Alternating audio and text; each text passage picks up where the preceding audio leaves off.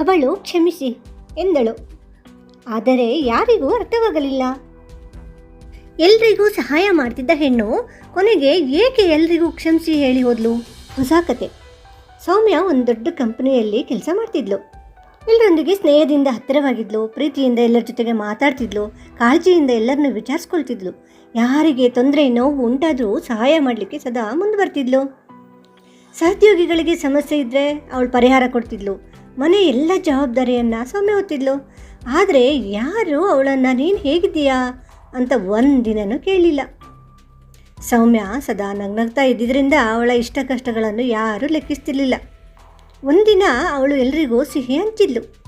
ನಗುಮುಖದಿಂದ ಕೇಳಿದ್ಲು, thanks for everything. ಎಲ್ಲರೂ ಅದನ್ನು ಲಘುವಾಗಿ ತಗೊಂಡ್ರು. ಮುಂದಿನ ದಿನ ಅವಳು ಕಚೇರಿಗೆ ಬರಲೇ ಇಲ್ಲ. ಅವಳು ಪ್ರತಿದಿನ ಕೂರೋ ಸ್ಥಳದಲ್ಲಿ ಒಂದು ಪತ್ರ ಮಾತ್ರ ಸಿಕ್ಕಿತ್ತು. ಅದರಲ್ಲಿತ್ತು, ಕ್ಷಮಿಸಿ, ನಾನು ಎಲ್ಲರಿಗೂ ಸ್ಟ್ರಾಂಗ್ ಆಗಿ ಕಾಣಿಸ್ಕೊಂಡೆ, ಆದರೆ ನನ್ನೊಳಗಿನ ನೋವನ್ನು ಯಾರೂ ನೋಡಲಿಲ್ಲ. ಎಲ್ಲರೂ ಮುಖ ಮುಖ ನೋಡಿಕೊಂಡ್ರು. ಎಲ್ರಿಗೂ ದಿಗ್ಭ್ರಮೆಯಾಯಿತು. ಆಫೀಸ್ನಲ್ಲಿ ನಿಶ್ಶಬ್ದ. ಸೌಮ್ಯ ಇಷ್ಟು ದುರ್ಬಲ ಹುಡುಗಿನ ಅಂತ ಮಾತಾಡ್ಕೊಂಡ್ರು. ಅವಳು ಅಲ್ಲಿನ ಕೆಲಸ ಬಿಟ್ಟಿದ್ಲು. ಅಷ್ಟೇ ಅಲ್ಲ, ಅವಳು ನಗರವನ್ನು ಬಿಟ್ಟಿದ್ಲು. ಕೆಲವು ದಿನಗಳು ಕಳೆದವು. ಆಫೀಸ್ನಲ್ಲಿ ಹೆಚ್ಚು ಕಡಿಮೆ ಎಲ್ಲರೂ ಅವಳನ್ನು ಮರ್ತೇ ಬಿಟ್ಟಿದ್ರು. ಒಂದಿನ ಒಂದು NGO ವಿಡಿಯೋ ವೈರಲ್ ಆಯಿತು. ಅದರಲ್ಲಿ ಸೌಮ್ಯ ಅನಾಥ ಮಕ್ಕಳ ಜೊತೆಗೆ ನಗ್ತಾ ಇದ್ಲು. ಸಂದರ್ಶಕಿಯ ಪ್ರಶ್ನೆಗೆ ಉತ್ತರ ಕೊಡ್ತಿದ್ಲು. ಅವಳು ಹೇಳಿದ್ಲು, ನನ್ನ ಇಷ್ಟ ಕಷ್ಟವನ್ನು ಯಾರೂ ಕೇಳಲಿಲ್ಲ, ಆದರೆ ಇವರ ಕಷ್ಟ ನಷ್ಟಗಳನ್ನೆಲ್ಲ ನಾನು ಗಮನಿಸ್ತೇನೆ.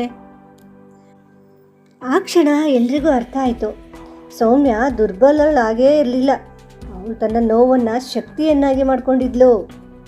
ಸೌಮ್ಯ ಸೋತಿರಲಿಲ್ಲ, ಅವಳು ತನ್ನ ಬದುಕನ್ನು ಹೊಸ ಅರ್ಥಕ್ಕೆ ತಿರುಗಿಸಿಕೊಂಡಿದ್ಲು.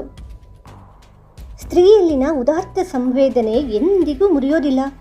ಅದು ಅವಳಿಗೆ ಹೊಸ ದಾರಿಯನ್ನು ತೋರಿಸುತ್ತೆ.